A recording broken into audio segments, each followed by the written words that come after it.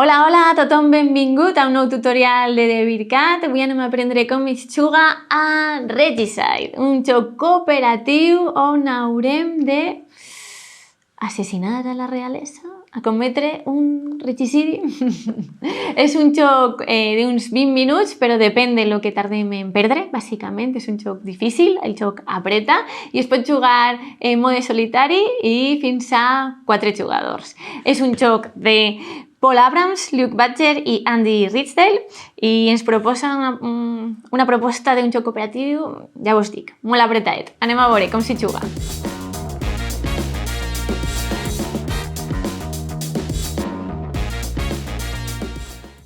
Anem a veure ara com s'hi juga. Comencem preparant un poquet la partida. Agafarem la baralla de cartes i la barallarem i repartirem, segons el nombre de jugadors, un número de cartes. Una partida a 2 jugadors són 7 cartes cadascú, el solitari són 8, a 3 jugadors són 6 i a 4 són 5. I també tindrem en el solitari tens 2 comodins a banda, a 2 jugadors vas sense comodins i a 3 i 4 vas en 1 o en 2 comodins.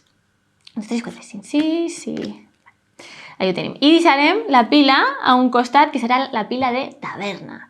Per l'altre costat tenim els enemics, que també barallarem, els valets per un costat, les reines, els reis, i es col·locarem de manera que primer s'enfrontarem als valets, després a les reines i per últim als reis.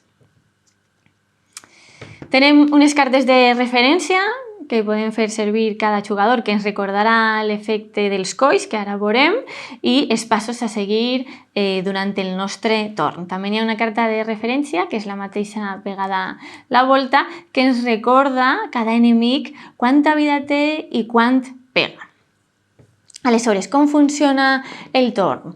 No podem comunicar-se, encara que siga cooperatiu, dient exactament el que tenim a la mà, però sí podem donar-se informació de ui, que em queden 2 cartes, ui, que queden 2 cartes en el descart, per exemple, o ui, no ha eixit el valet de cors, és l'últim que eixirà. O sigui, informació pública, recordar informació pública. Així que anem a veure, el primer pas seria jugar una carta o passar. Destapem el nostre primer enemic, el valet de trèvols. Imagineu-vos que vaig de mà i vull jugar una carta. Doncs, per exemple, jugaria un 8 de piques. Com es llig? Primer, este és el valor d'atac que té la carta, un 8, li faria 8 de mal, i després activaríem el coll. En aquest cas és piques, que és un coll de defensa. Anem a veure els diferents colls el que fan. Els cors curen el descart, és a dir, si n'hi ha sí un descart, el que fem és, per el nombre de la carta de cors que siga, per exemple, imagineu-vos que havia jugat un 6 de cors, doncs remene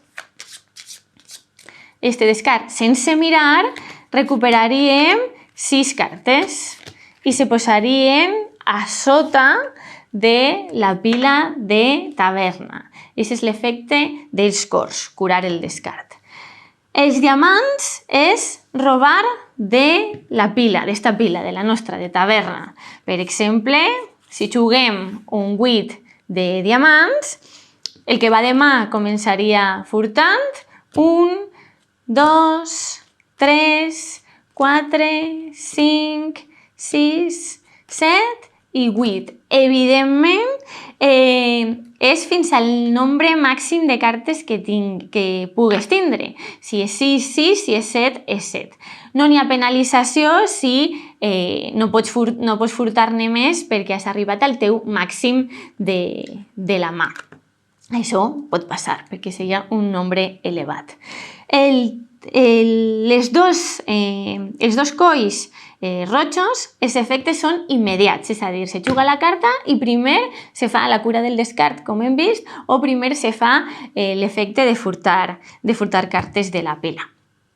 Els negres s'aplicaria l'efecte després. El trèvol el que fa és multiplicar l'atac.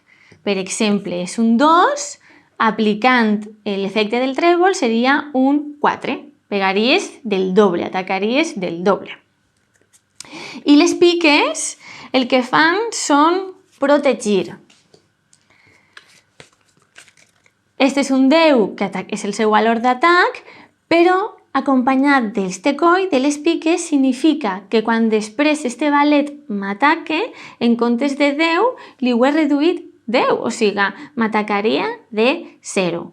Conforme juguem i tots anem sumant així cartes, el valor de les piques es va acumulant, sobretot de cara als enemics més grossos, com les reines o els reis, anar acumulant piques que ens defensen a tots és bo i s'anirà sumant. Són acumulatives. L'excepció en l'efecte dels colls, que ja hem vist els exemples per a aquests 4 colls i tenim els recordatoris així en la carta de referència, és que l'enemic és immune al seu coll. Així que si haguérem jugat en aquesta ocasió el 2 de trèvols, l'efecte del coll no s'aplica, però sí el valor de l'atac. Així que hem vist jugar una carta o passar, hem explicat activar el poder del coll com se fa. Si en algun moment coincideixen cors i diamants alhora, que ara veurem com se juguen 2 cartes alhora, es resol primer els cors, cura del descart i després robar de la pila. El pas 3 és infligir mal a l'enemic. En aquest cas és el valor 2, doncs té vida 20 els valets, 30 les reines i 40 els reis, li hem fet 2 de mal, poquet de mal he de dir, i encara li queden 18. En el pas 4 primer comprovem si l'enemic està derrotat i si no, ens ataca. I com ens ataca? En el seu valor d'atac, sempre descomptant les piques, que si hem pogut jugar-ne, hem de descartar-se com a mínim del seu valor. En aquest cas és 10, però imagineu-vos que si no tinc un 10 i m'he de descartar de més d'un 9, doncs te pots descartar de superior. No és el deseable, però podria passar. Si un enemic vos ataca i tu no pots descartar-te del seu valor d'atac, perds. I al perdre tu, doncs tothom perd, perquè és un joc cooperatiu, és una condició de perdre. Igual que si no pots jugar carta o no pots passar. Si no pots ni jugar o passar, o al descartar-te no tens prou quan t'ataque. Doncs això serien tots els passos. Jugar la carta, activar el coll, infligir el mal a l'enemic i comprovar si no l'has derrotat i rebre l'atac de l'enemic. N'hi ha peculiaritats a l'hora de jugar i és que tenim uns animalets acompanyants, que són estos. Els animalets acompanyants el que fan és que es pots afegir a qualsevol carta jugada. Per exemple, el vaig afegir a esta. L'acompanyes d'una altra carta. Té un valor d'atac, com tenim així el recordatori, de 1.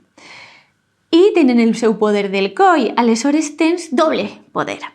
8 més 1, el valor d'atac seria 9, a més, immediatament se fa l'efecte del coll roig, que seria furtar fins a 9, faríem 1, 1, 1 fins a completar la mà, i furtar aquests 9 si se poden, i a més tenim 9 per 2 perquè és l'efecte del trèvol.